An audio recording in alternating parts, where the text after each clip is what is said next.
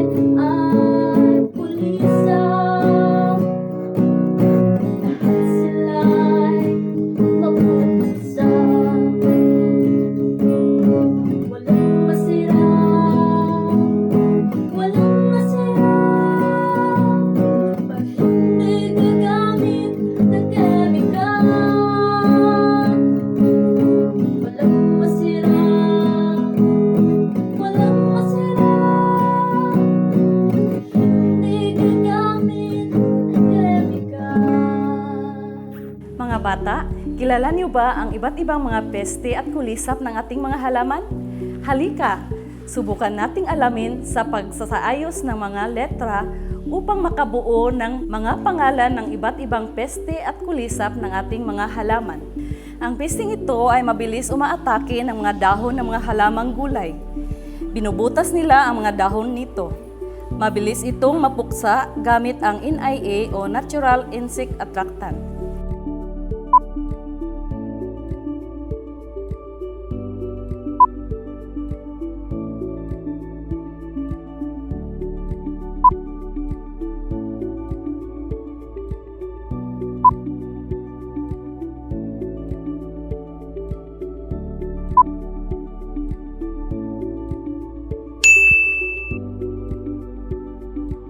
Pangalawa, ito'y pinakamabilis puksain sa lahat ng mga peste. Kailangan lamang sunugin ang mga sapot nito.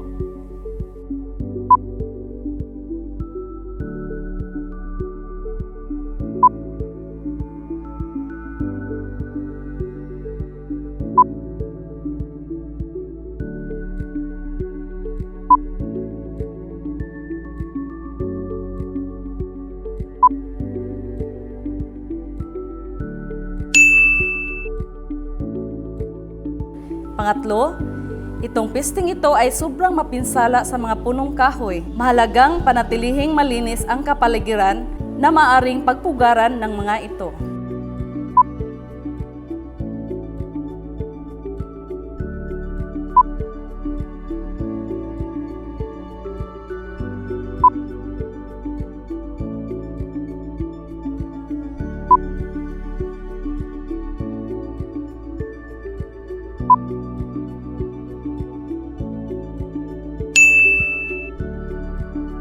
Pang-apat, madalas umaatake sa mga dahon ng mga halaman na mabilis naman itong ikinasisira. Maaring puksain ang mga ito gamit ang pagpapausok.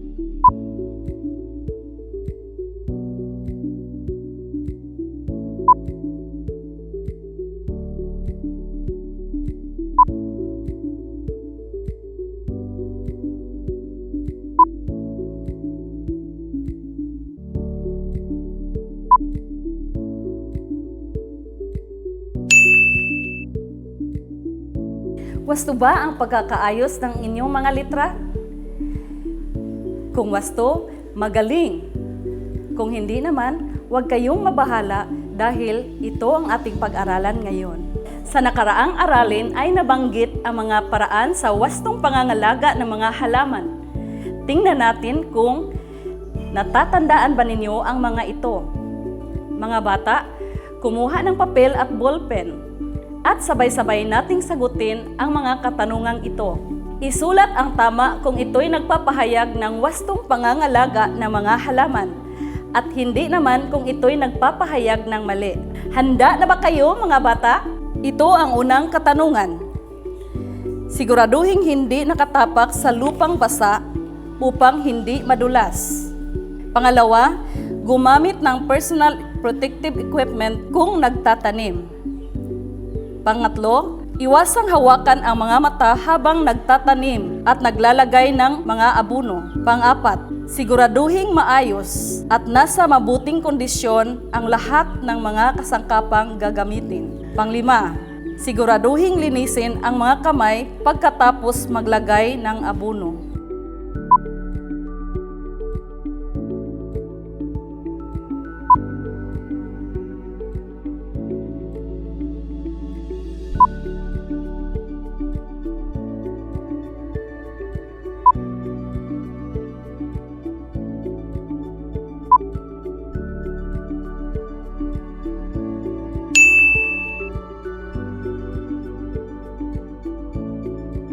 Wasto ba ang inyong mga sagot? Kung oo, magaling. Kung hindi naman, huwag mag-alala dahil masubaybayan pa kita sa mga susunod na gawain. Maraming mga paraan na pwedeng isaalang-alang sa wastong pangangalaga ng mga halamang gulay.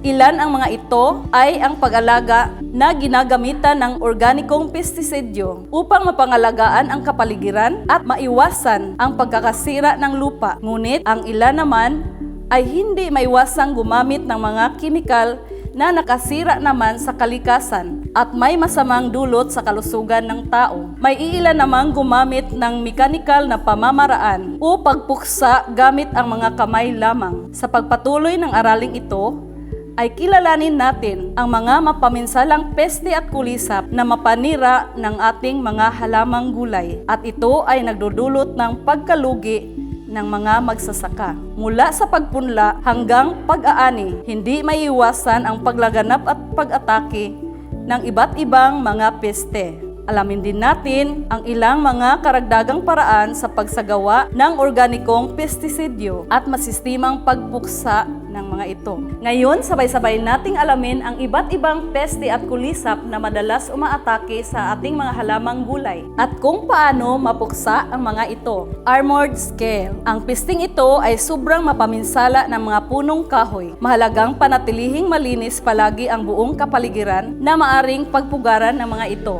Webworm. Ito ay pinakamabilis puksain sa lahat ng mga peste. Kailangan lamang sunugin ang mga sapot nito kasama ang mga uod upang hindi na ito muling makapaminsala. Ladybug. Ang pesting ito ay madalas umaatake sa mga dahon ng mga halaman na mabilis naman itong ikinasisira. Maaring puksain gamit ang pagpapausok, leaf roller.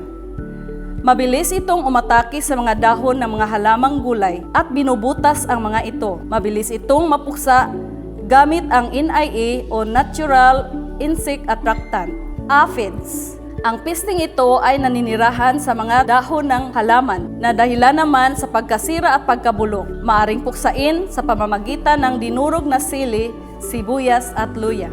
Plant hoppers. Ang pisting ito ay mabilis dumami sa pamamagitan ng pangingitlog sa mga malalagong damuhan. Pinupuksa ang mga ito sa pamamagitan ng NIA o Natural Insect Attractant. Mainam ding magtanim ng mga lemongrass sa paligid. Ngayon, batid na ninyo ang iba't ibang mga peste at kulisap na umaatake ng ating mga halamang gulay. Mayroon din tayong mga estratehiya sa pagsugpo ng mga ito.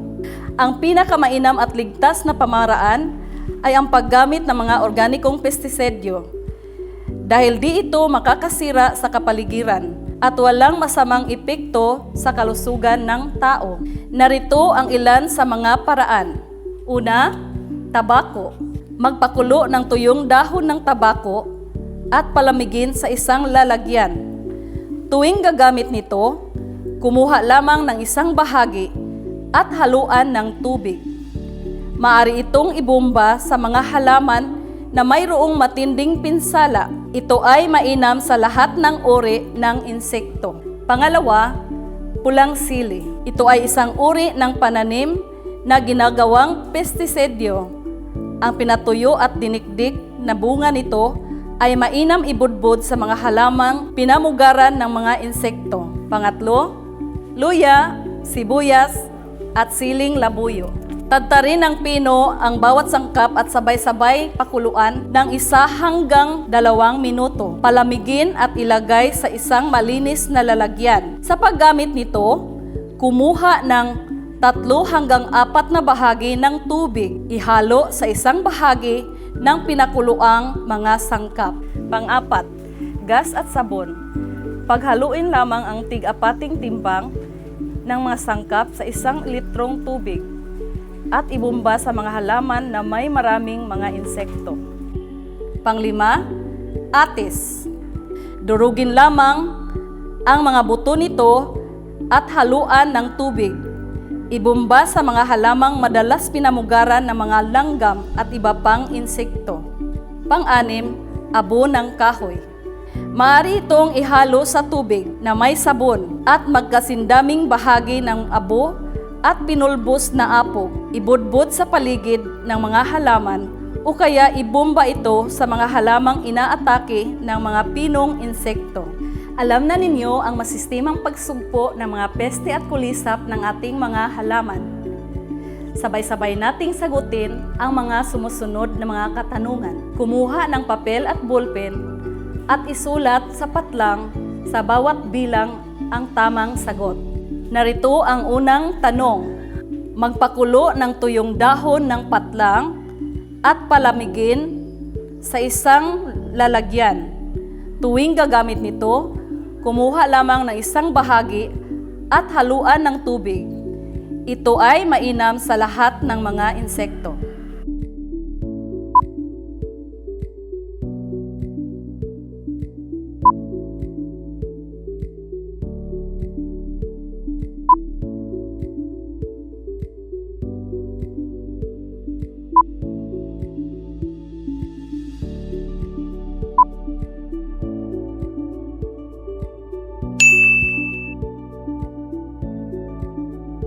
Pangalawa, ang patlang ay isang uri ng peste na naninirahan sa mga dahon at naging dahilan sa pagkasira at pagkabulok nito. Maaring puksain ang mga ito sa pamamagitan ng dinurog na sili, sibuyas at luya.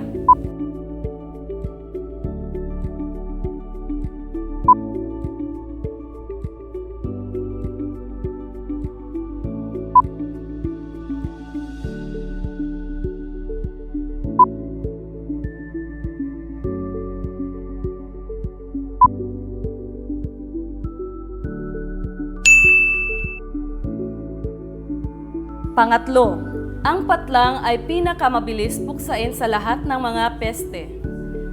Kailangan lamang sunugin ang mga sapot nito, kasama ang uod, upang hindi na ito muling makapaminsala.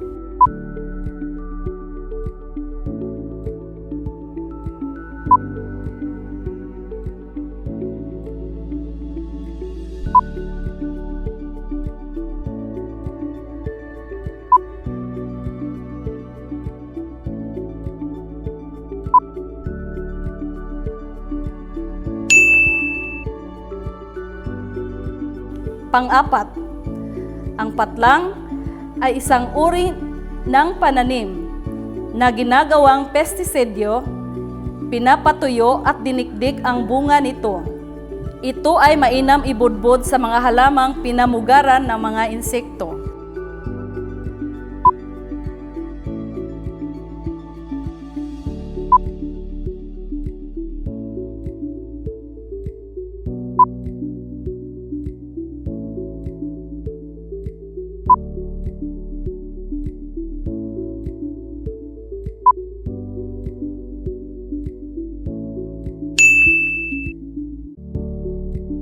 Panglima, durugin lamang ang mga buto ng patlang at haluan ng tubig.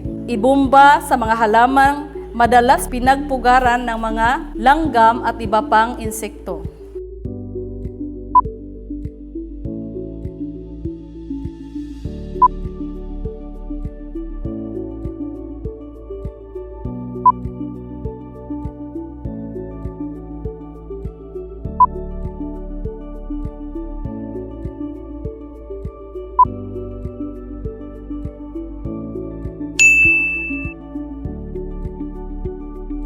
Nasagot niyo ba ng tama ang lahat ng mga tanong?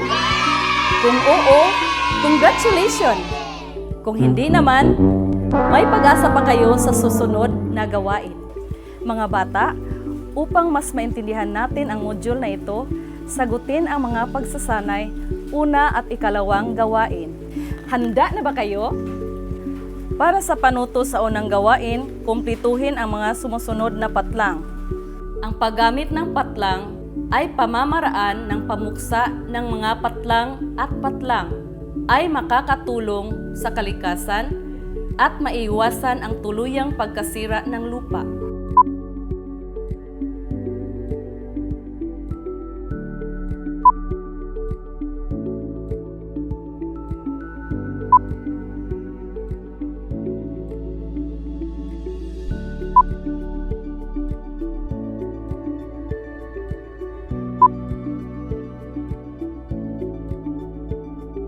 Ito ang tamang sagot, mga bata. Ang paggamit ng organikong pestisidyo ay pamamaraan ng pamuksa ng mga peste at kulisap ay makakatulong sa kalikasan at maiwasan ang tuluyang pagkasira ng lupa. Sa ikalawang gawain, punan ang mga sumusunod na hanay. Sa unang hanay, ano-ano ang mga uri ng peste at kulisap na inyong natutunan ngayon? Sa ikalawang hanay, ano-ano ang mga organikong pamamaraan sa pagpuksa ng mga peste at kulisap? Bibigyan ko kayo ng 5 minuto sa pagsagot.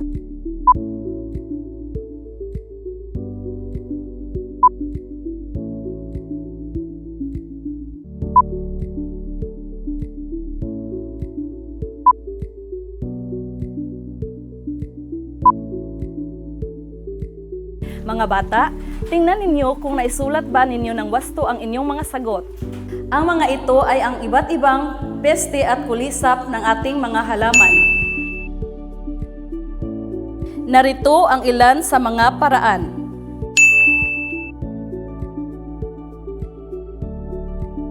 Ating tandaan, mga bata, na ang paggamit ng organikong pestisidyo ay pamamaraan sa pagpuksa ng mga peste at kulisap ay makatutulong sa kalikasan at maiiwasan ang tuluyang pagkasira ng lupa. Mga bata, upang lalong lumawak ang inyong kaalaman, isagawa ninyo ito. Magpatulong sa inyong mga magulang at kapatid, gumawa kayo ng organikong pestisidyo. Habang ginagawa ninyo ito, bigyan ng score ang inyong sarili. gamit ang rubrics sa inyong module. Paalala, huwag kalimutang sundin ang tamang pamamaraan sa paggawa nito na may buong pag-iingat. Mga bata, para malalaman natin kung talagang natuto kayo sa ating leksyon ngayon, sa loob ng 5 minuto, isulat ninyo ang mga organikong pestisidyo at ang mga paraan sa paggawa nito.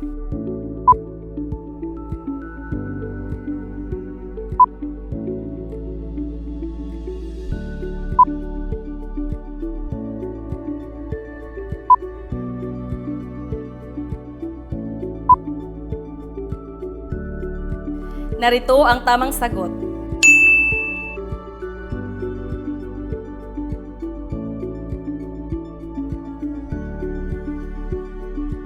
Mga bata, salamat sa pagsubaybay ninyo sa aralin ito. Ulit, ako po si Teacher Nining Danigoy, ang inyong gurong magsasaka. Nagsasabing, ang batang mahilig sa pagtatanim ay magkaroon ng masaganang pagkain.